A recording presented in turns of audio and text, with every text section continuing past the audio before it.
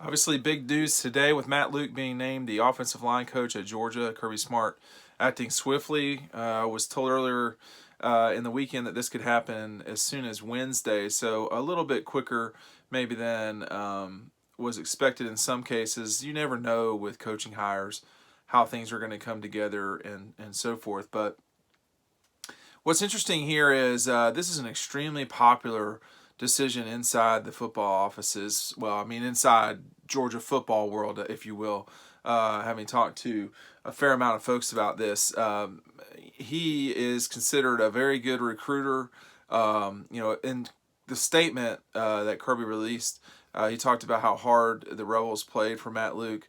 How much of that was that he was a former Ole Miss player? How much of that was that he has a lot of energy? I don't know which, but he is a very good recruiter, and that is something that Georgia's going to want to continue. Now, when you look at their situation moving forward in this 2020 class, you've got a lot of guys who are still hanging out there. Obviously, Tate Ratledge was saying he wasn't going to talk about it. Broderick Jones, that could be pushed until I was going to say March, until February. So you've got some parts that are still not easy to understand, but I have to say I think this probably is as good a hire as Kirby could have made at this time. I mean, you're replacing a guy in Sam Pittman who was considered either the best or one of the best offensive line coaches in the country.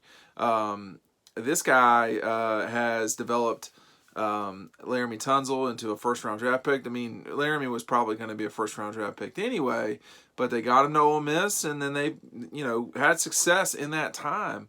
So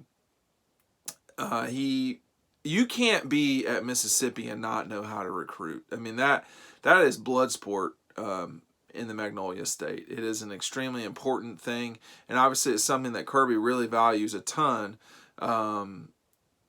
in his building of his program, and the results have spoken for themselves. I mean, they've lost 3 games in the regular season in these last few years, and never to the same team either, by the way. So they have done really well recruiting Georgia.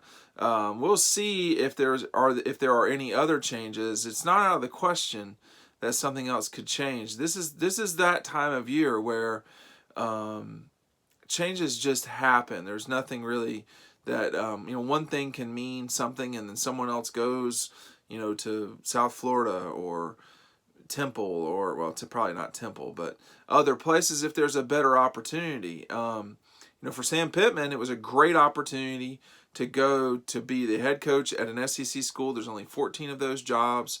Arkansas might be at the bottom, certainly bottom half of the league, maybe bottom third, but it's not always been that in that space. And even though the West is an extremely combative situation now, with LSU, Alabama, and Auburn always being good, now Ole Miss has fired Matt Luke and gone out and hired Lane Kiffin, so that will make it even more dysfunctional in the West. So Sam Pittman's got his work cut out for him, but what I think everybody at Arkansas wants is just not what they've had for a while, which has been just bad football. And so Sam had to take that job.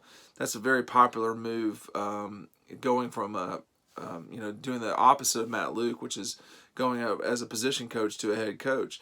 For Luke being named the associate coach at Georgia, the associate head coach, it can't be bad to have former head coaches on your staff just to help you mitigate through times. I mean, Dell McGee has been an extremely important person for Kirby Smart over time, and now you're going to add a Matt Luke into this situation in Georgia, and you have more intelligence to deal on. You have 3 more years of experience as a head coach. I mean, Kirby's only been a head coach for 4 years, so it is something that I can just say. Former players, obviously, with everyone's seen what David Andrews has said, and I mean, David has won a Super Bowl. David was a 3-year starter at Georgia, an extremely important person. When people listen to him, I think they are smarter. Matt Luke was a guy that David was recruited by, and he made a big impression on him. He wound up going to Georgia, which makes sense, but there was a pretty good possibility that Matt Luke could have signed David Andrews, and that was at Duke. So we'll see what happens. This doesn't get you necessarily closer to winning the SEC championship or a national championship.